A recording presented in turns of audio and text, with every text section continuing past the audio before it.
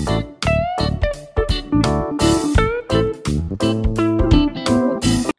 आज हम out of track जाकर पढ़ने वाले हैं इंग्लिश वाला सब्जेक्ट, जिसमें हम रेफरेंस के लिए ले रहे हैं मैग्निफिकेंस। ये टेक्स्ट बुक है हमारे फर्स्ट ईयर के लिए। और इसमें कब हम लोग पढ़ने जा रहे हैं, एक स्टोरी पढ़ने जा रहे हैं और उसका टाइटल दिया गया है ऑल अबाउट अ डॉग। तो ये स्टोरी भी समरी यहाँ पर मैंने आपको प्रोवाइड करी है। समरी इसलिए रीड की जाती है क्योंकि एग्ज़ाम में ज़्यादातर क्वेश्चन, एक तो आपने ये स्टोरी से क्या समझा है, उसमें अपने को क्या पता चला है, और आपको 10 मार्क के लिए, 8 मार्क के लिए लिख कर बताना है। ऐसे क्वेश्चन आए जाते हैं। तो स्टोरी का मैं पहले आपको बता देती हूँ शॉर्ट में कि क्या होता है स्टोरी में। स्टोरी में एक डॉग, मतलब डॉग के वजह से ही स्टोरी में जो घटनाएं घट रही है वो होती है।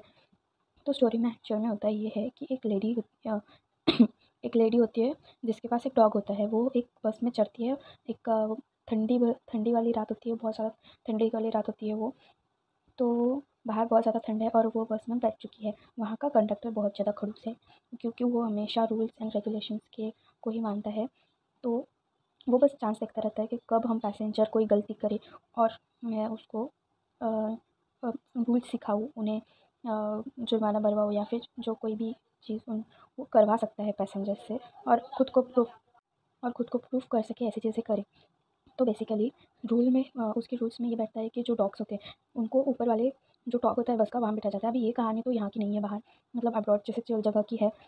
तो ऐसी जगहों पर ना बसेस के ऊपर भी पैसेंजर के लिए सीट रहती है। जैसे तुम लोगों ने एबीसी एनीवन कैन डांस, वो जो मूवी है उसमें देखा होगा कि उसमें ऐसे वो एक गाने में दिखाते हैं कि वो ऐसी बस होती है, टूरिज़्म करते हैं तो ऊपर भी बैठने के लिए जगह होती है। तो उसके हिसाब से जो डॉग होता है, जो पेट होता है उसको लेकर वो पैसेंजर को ऊपर बैठना रहता है। और मतलब आप कोई भी पेट लेकर आप पैसेंजर्स के बीच नहीं बैठ सकते, आपको ऊपर के रूफ़ पर बैठना पड़ेगा।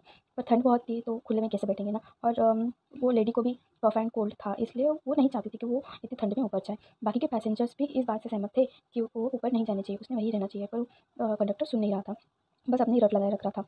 फिर अपनी रट लगाने के बाद भी बहुत लोगों ने उसको बहुत समझाया कि उसे उसे ऐसे मत करो, इतना स्ट्रिक्ट बिहेवियर मत दिखाओ अपना उसके लिए। फिर भी वो नहीं माना। सब लोग बातें बना रहे थे कि सरेंडर करे, ऐसे कर रहा है वो बेचारी वुमन के साथ, ऐसे नहीं करना चाहिए। फिर आखिर आखिर में उसने बस रुका दी। बोले कि ये लेडी जब तक नहीं जाएँगी तब तक बस आगे नहीं बढ़ेगी। इंजन का भी कुछ प्रॉब्लम आ गया था, पर कंडक्टर भी कुछ कोई भी चीज़ से एडजस्ट करने के लिए बिल्कुल रेडी नहीं रहता था। उसे बस चीज़ें अप टू डेट और up to rules and regulation ही चाहिए रहती थी। पुलिस एक एक लेडी ने कहा कि मैं इसे तो पुलिस के हवाले कर देना चाहिए इसके बिहेवियर की वजह से। फिर पुलिस भी आती है, स्टोरी में पुलिस भी आती है, समझाती है, सिचुएशन देखती है, पर वो भी कुछ नहीं कर पाती है। धीरे-धीरे मतलब सब लोग देखते हैं, समझाते हैं, कुछ नहीं हो पाता। एक इंसान रहता है वहाँ, बस में पैसेंजर ही होता है, वो उस कंडक्टर का नाम और एड्रेस भी लेता है, फिर कहता है कि तुम्हें कंप्लेंट करेंगे वगैरह-वगैरह, पर कुछ नहीं होता, किसी से कुछ भी हो नहीं पाता है। धीरे-धीरे सब लोग अपने घर चले जाते हैं, मतलब अपने घर कैसे जाते हैं, वो बस से नहीं जाते हैं, खुद ही अपना स्टॉप आने पर उतरने लगते हैं, क्योंकि बस तो इंजन की वजह से खराब भी थी और ये अकड़ू इंसान मान नहीं रहा था आगे चलाने के लिए। सबने अपना-अपना रास्ता देखा और एक-एक करके निकल गए। ऐसे में लेडी और एक इंसान बैठा था अभी भी बस में, वो था नरेटर। ये स्टोरी का जो राइटर है वो वहाँ बैठा था। उसने फिर कंडक्टर को समझाया कि तुमने रूल्स और रेगुलेशंस को लेके इतना स्ट्रिक्ट नहीं रहना चाहिए। बस ये ऐसी स्टोरी थी। उस कंडक्टर को इसने समझाया, कंडक्टर को उसकी बात समझी। फिर भी उसे यही लगता है कि रूल्स एंड रेगुलेशंस ही यही एक चीज़ होती है। तो समरी तो समझ गई। अब मैंने ये तो आपके लिए आप लिख के ले सकते हो, ये समरी लिख के रखो अपने पास। अब मैं ये जो फर्स्ट पैरा है वो है इंट्रो वाला पैरा है। It was a very cold winter night, the passengers were all eager to reach home early. A young lady carrying a little dog boarded the bus. Immediately the conductor asked the lady to get off the uncovered top with the dog. देखो मैंने पहले बताया था, उसी तरह यहाँ हो रहा है। वो आई और उसको ऊपर जाने के लिए कहा गया। Moreover, the lady was suffering from cough and cold, so they did not object to carry। भाई पैसेंजर को भी कोई दिक्कत नहीं थी, डॉग भी अच्छा था, वो बेचारा बैठा था, फिर भी इसको ऊपर भेजना ही था उनको। तो ये आप लोग एक बार रीड कर लीजिए।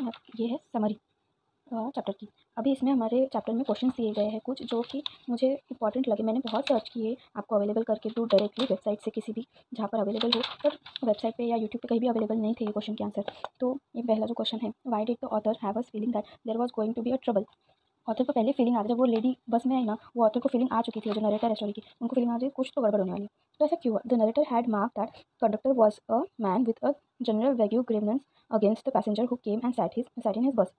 वो खुन्नस ही दिखा था हमेशा किसी के लिए, मतलब विदाउट एनी रीज़न, मतलब बहुत छोटा-मोटा रीज़न रहता था या फिर कभी-कभी रीज़न भी नहीं रहता था, फिर भी वो कंडक्टर गुस्सा दिखाता, खुन्नस दिखाता था और ऐसे आड़े जाता था सबके।